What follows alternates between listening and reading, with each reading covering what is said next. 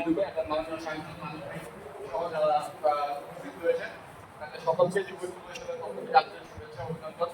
আমরা বিগত সময় হতে শুরু করে সবসময় মুক্তিযুদ্ধের সপক্ষে যে দলটি থাকে তাদের সাথে আমরা সামাজিক উন্নয়নে কাজ করে থাকি।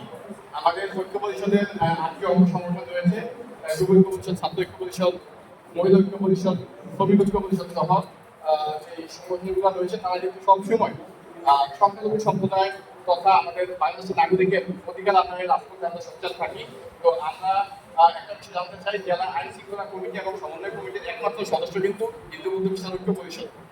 এই ইন্টারন্যাশনাল সংগঠনটি সবসময় মানবাধিকার রক্ষার কাজ করে থাকে। আগামী দিনেও আমাদের সাংসদের সাথে সমন্বয় করে আমরা কিভাবে কাজ করতে পারি সেই দিক নির্দেশনায় আমরা আজকে এই সভা থেকে প্রত্যাশা করি। একই সাথে আজকে যারা আমাদের যাকে সাড়া দিয়ে এসেছেন সকলকে ধন্যবাদ ও কৃতজ্ঞতা জানিয়ে আমি আমার বক্তব্য শেষ করছি। ধন্যবাদ।